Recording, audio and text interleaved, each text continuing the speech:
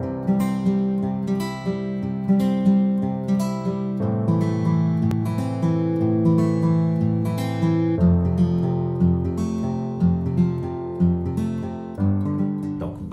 je m'appelle Bruno, j'ai 39 ans, je suis à Tiohtià:ke, territoire non cédé des Premières Nations, aussi appelé Montréal, à Québec, au Canada. Et je vis avec le VIH depuis maintenant 20 ans. J'ai envie de vous dire que j'ai une bonne qualité de vie. J'ai la chance d'avoir un bon emploi stable et flexible où je peux dire que j'ai le VIH, ce qui est quand même rare. Je suis en relation depuis 12 ans, j'ai un bon cercle d'amis. J'en oublie presque parfois même que j'ai le VIH. Même si je sens qu'en vieillissant, j'ai peut-être l'impression d'avoir un peu plus de problèmes de santé que d'autres personnes de mon âge. La pandémie a quand même apporté son lot d'anxiété. J'ai envie de dire que je me suis aperçu que j'avais eu des traumas en lien avec le VIH qui étaient probablement encore présents. Mais comme je parle moins de VIH dans mon entourage, notamment parce qu'avec la pandémie, j'ai vu moins mes amis séropos, j'ai l'impression que ça a été moins facile de mettre le doigt peut-être sur ce qui affectait mon bien-être. Je sais que ça a été difficile d'ailleurs pour les gens qui consomment des drogues pendant la pandémie dû à toutes les mesures de confinement. Plusieurs ont dû prendre des consommer seuls à leur domicile à cause du couvre-feu, les isolants, les coupant des services appropriés. Même chose pour les travailleuses et travailleuses du sexe, c'était plus risqué pour elles de trouver des clients. Ça a été une situation précaire, hein, tant au niveau de l'emploi, mais aussi de l'épuisement de beaucoup de mes amis. Et pour les populations itinérantes, ça a été l'enfer. Dans un contexte de crise du logement et d'inflation des loyers, c'est vraiment un stress pour beaucoup de personnes en ce moment de savoir si elles vont avoir un endroit où se loger l'an prochain, qui soit abordable et qui ne prenne pas toutes leurs ressources. Donc, non seulement la question du logement, la question de la santé mentale, c'est vraiment un sujet de l'heure face au burn-out et aux dépressions et l'isolement qu'on a vécu ces dernières années. Si je devais parler de la prise en charge du VIH au Canada, du moins au Québec, j'ai une médecin de famille qui me suit, la même probablement depuis une dizaine d'années. Ma médecin se tient au courant des nouveaux médicaments, elle me change de médicaments quand elle considère que c'est plus approprié en me donnant les informations nécessaires et en me permettant de faire mes choix et mes recherches. Je pense que je suis chanceux là-dessus. La plupart de mes amis gays sont aussi pris en charge rapidement par des cliniques de santé sexuelle là, au centre-ville, ce qui est quand même, j'ai envie de dire, assez exceptionnel considérant qu'on est dans un pays qui a quand même des listes d'attente pour avoir accès à des médecins de famille. Et je sais qu'évidemment, ça c'est parce qu'on est dans la métropole et que les gens qui vivent en région, c'est pas la même situation. J'ai aussi envie de dire que même à Montréal, même à Tiohtià:ke, c'est compliqué. J'ai quelqu'un qui m'a raconté comment son médecin, qui travaille dans un hôpital, lui a refusé de lui donner la PrEP. C'était vraiment un combat avec son médecin. Et j'ai mes amis trans aussi qui ont toujours de la difficulté à trouver un médecin ou avoir un médecin qui peut les voir assez fréquemment pour être capable de comprendre leur réalité. Et ça m'est arrivé quand j'ai des urgences aussi, que je peux pas voir ma médecin à moi. Ça m'est arrivé de recevoir des commentaires désagréables sur ma sexualité venant de médecins qui étaient supposés être spécialisés dans le domaine, dans des cliniques VIH.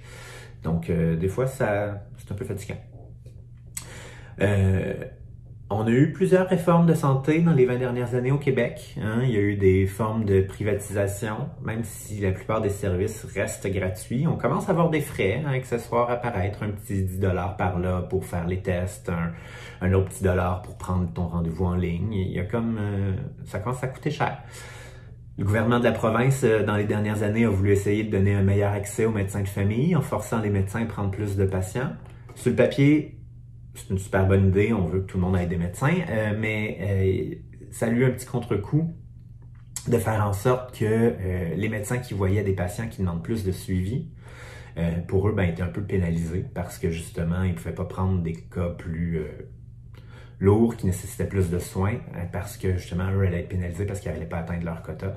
Donc ça, c'est ce que ma médecin m'a raconté. Je ne sais pas où ça en est, si c'est les médecins qui prenaient en charge des patients justement qui nécessitent plus de soins ont réussi à faire valoir leurs points auprès du gouvernement.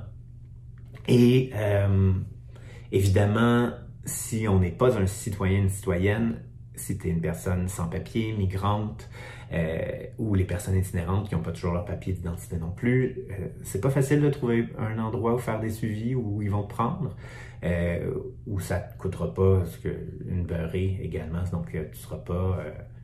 où tu vas avoir les moyens pour pouvoir les faire soigner. Surtout avec la pandémie, j'ai envie de dire que ça a ralenti le système de visa notamment. Je connais plusieurs personnes qui se sont retrouvées dans des situations de flottement, par exemple, entre leur visa d'études et leur résidence permanente, et qui ont dû arrêter, par exemple, la PrEP. Mais ça aurait pu arriver à d'autres personnes aussi qui ont dû perdre leur couverture dans des situations similaires, qui devaient prendre leurs médicaments. Donc, c'est quand même un peu effrayant ce flou administratif-là et cette difficulté à avoir accès à des services dans certains cas quand tu es une personne sans papier. Je connais pas les situations en prison, mais ça fait plusieurs histoires qui sortent de problèmes de prise en charge, d'accès aux médecins, mais aussi aux médicaments, ce qui laisse présumer que les gens n'ont pas accès aux soins requis tout le temps.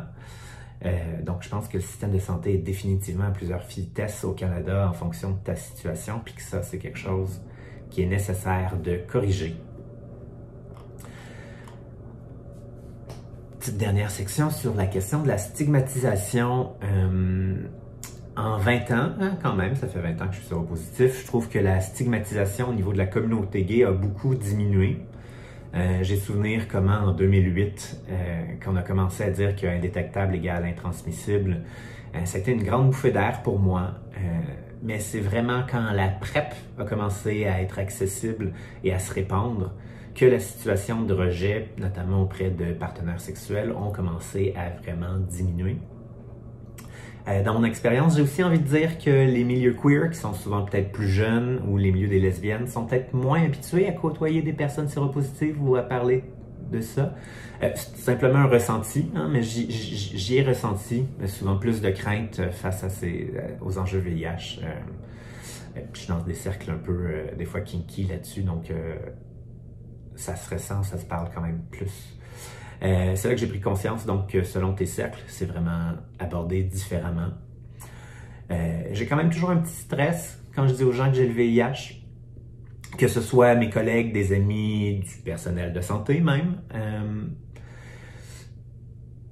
Pas que j'ai l'impression que je vais me faire discriminer de plein fouet, je pense que j'ai l'impression que la discrimination sera jamais frontale, mais qu'il y a toujours une chance d'être traité différemment quand même, sans savoir si je dévoile mon statut, que ça change quelque chose. Donc, je ressens vraiment définitivement du stress, notamment quand vient le temps de changer d'emploi, quand vient le temps de parler d'assurance. Je pense que c'est encore compliqué, c'est stressant. Je pense que, en plus, je le sais, j'ai la chance d'être dans des milieux assez ouverts. Je peux en parler ouvertement, mais pour des personnes dans des milieux conservateurs ou des gens qui risquent de subir de la violence s'ils découvrent leur statut sérologique, ça ne doit pas être évident tous les jours. Je sais que ça fait 20 ans que je vis avec le VIH, donc j'ai pu m'entourer de gens de confiance.